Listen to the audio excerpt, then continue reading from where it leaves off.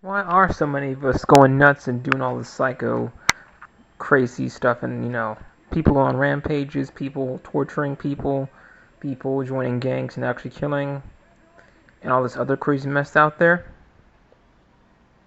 I think it's because people are seeing more the world the way it is.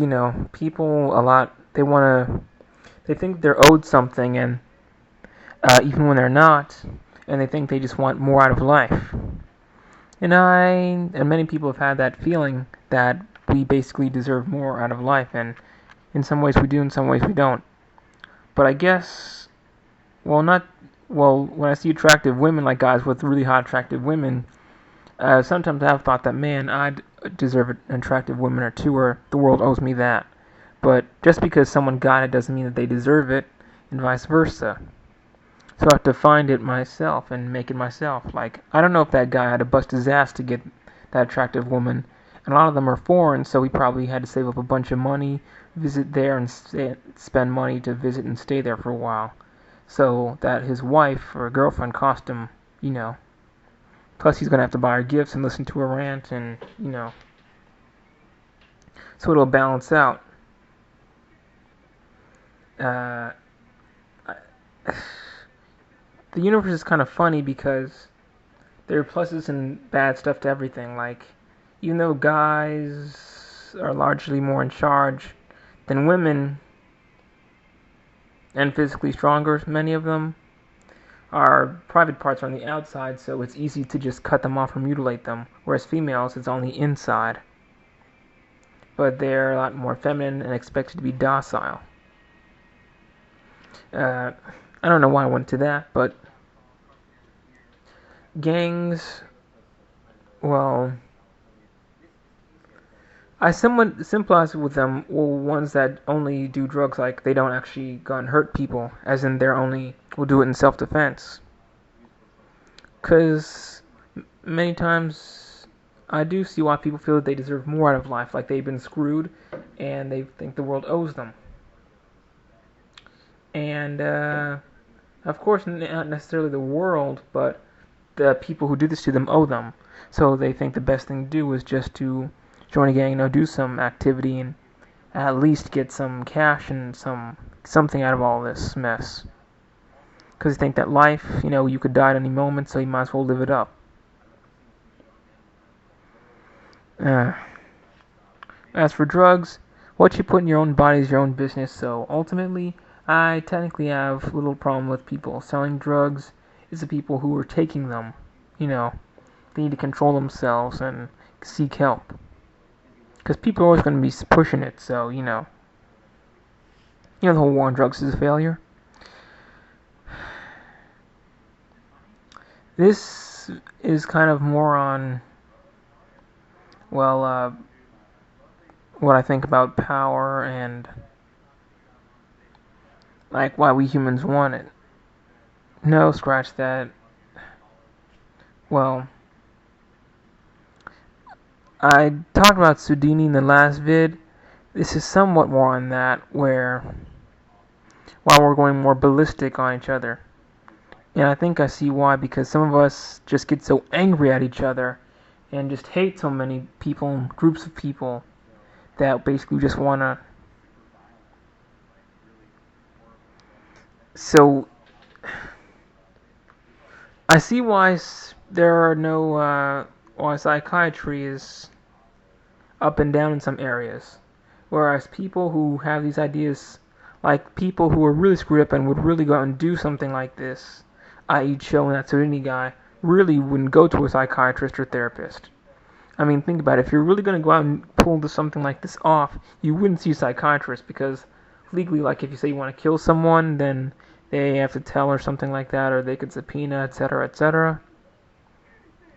Just like a run-in that I had a while back. I'm not going to go into detail, but since, ironically, I basically trusted some people like this, and I think they did me wrong, but, I mean, if they would turn you in or something, if they somewhat suspect, or they just get over paranoid themselves, some psychiatrist or therapy places and institutions, then real psychos would know to steer clear of these people.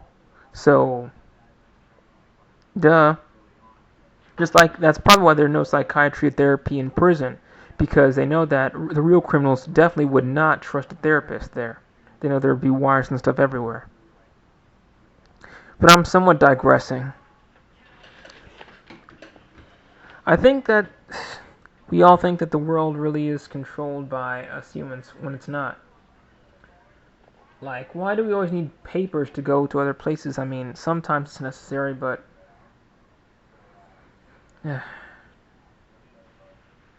okay, forget that ramble, what I was about to say. My next thing I'm going to talk about relationships and women. Like those guys who I just talked about in my last vid, I think they kind of went nuts because they couldn't get some, Cho, and possibly that Ghibli Wong guy. Well, there have been a few mass shootings, in which almost all of them are men except for that mistress of that NBA player, or baseball player, I forget, or maybe football. Anyways,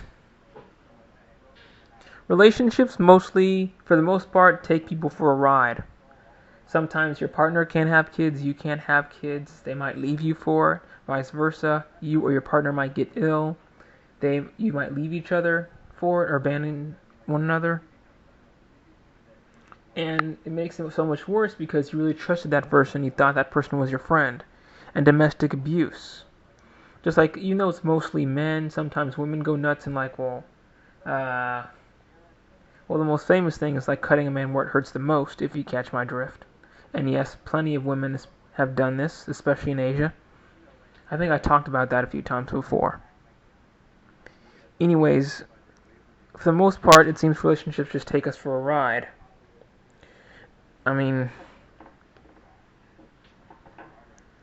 I have many friends who were married, divorced, because of cheaters, and a lover left them in the hour of need, made it so much more painful that you trusted this person.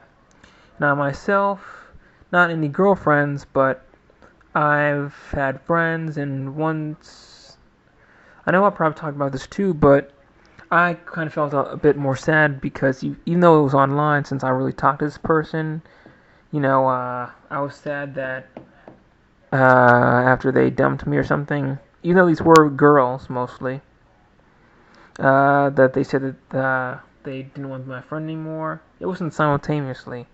It was one after the other over like the 2 years. So yes, I need to look in myself and see what I'm doing wrong. But some of these girls went to pieces over small things. But my friend Paul, he actually told me something pretty smart.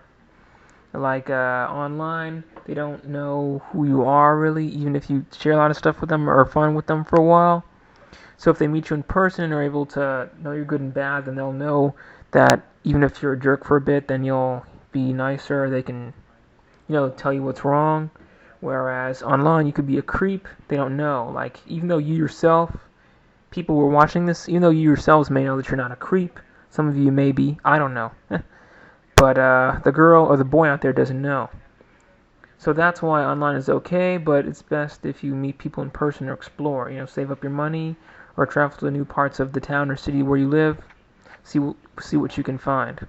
Which is what I'm planning on doing. Planning on getting a scooter or bike and voyaging more around my city and seeing what I can find. Meet new organizations, people, and who knows, from there I could find anything.